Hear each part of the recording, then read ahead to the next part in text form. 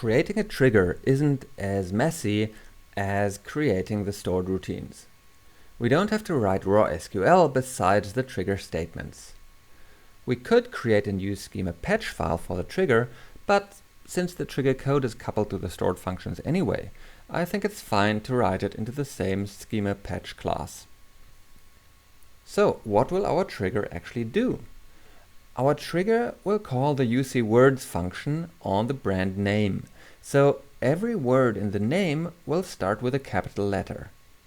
And it will also call the UCFirstWord function on the brand description whenever a new record is created or a record is updated. Let's add a method to contain all trigger-related code. Maybe create trigger to enforce consistent casing, and call it after the stored procedures are created. So I want to call this inside of the if statement, so the trigger is only created if the stored functions also were created.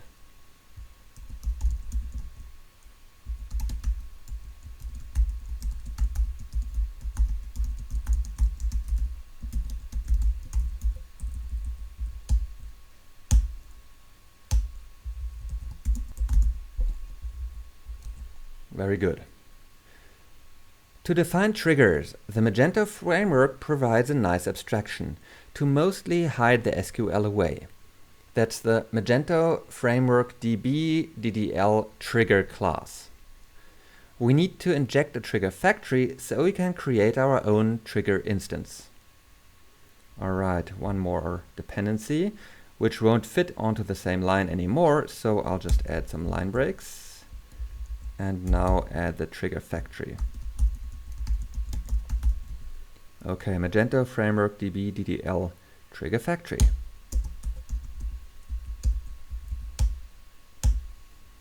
Excellent.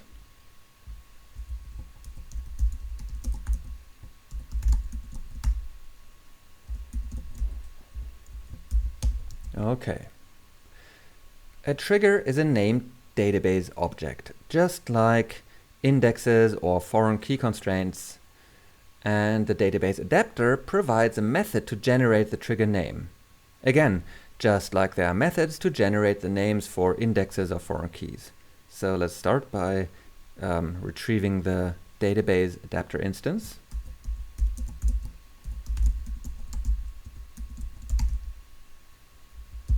Get connection.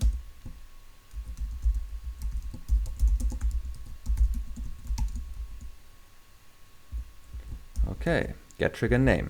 And we need to specify the table name for the trigger, the time and the event.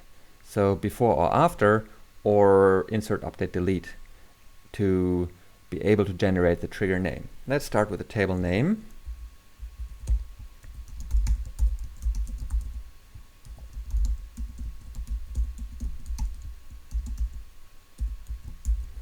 And I'll just copy the table name out of the DB schema XML. There we go. Table name.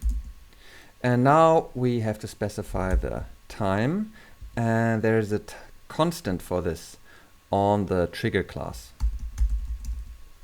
Again, Magento Framework DB DDL trigger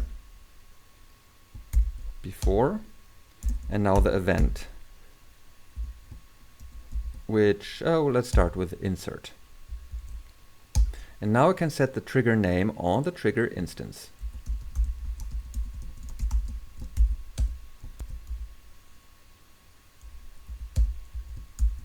Very good. Since we want a trigger for both inserts and updates, let's create a loop so we can create both triggers.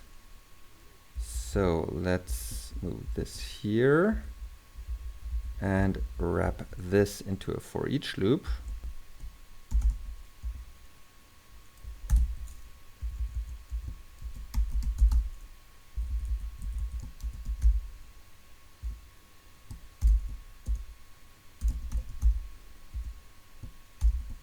So insert and update.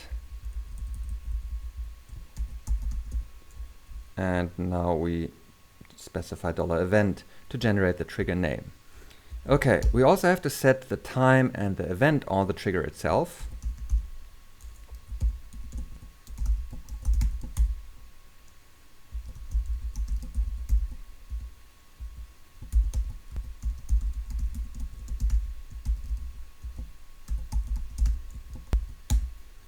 Very good. And finally, we also have to attach the trigger to the table that should fire the events.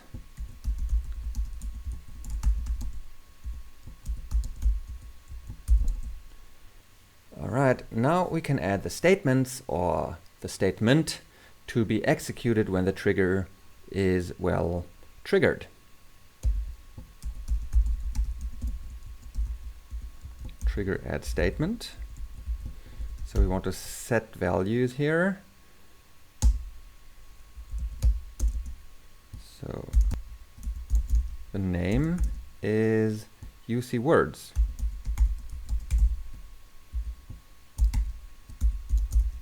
Of the name. And we also want to set the description. So for the description, let's call UC first word on the description.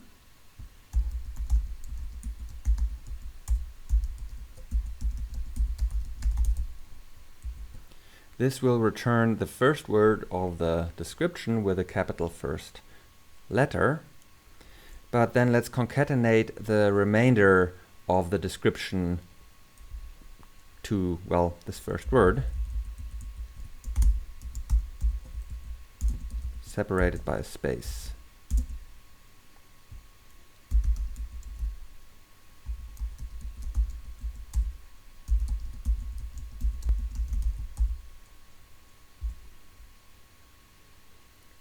All right. I think that should be our statement. This new here refers to the new table state, which would exist after the inserter updates completes. Okay, so now we can apply the trigger by calling db create trigger.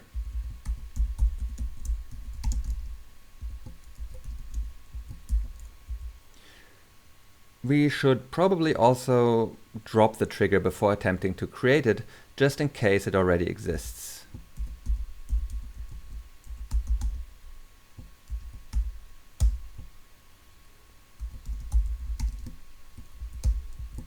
The trigger name. The drop trigger implementation will only try to drop it if it actually exists. So internally it does a drop trigger if it exists. Alright, now all that's left is to apply the schema patch, and we'll do that in the next video.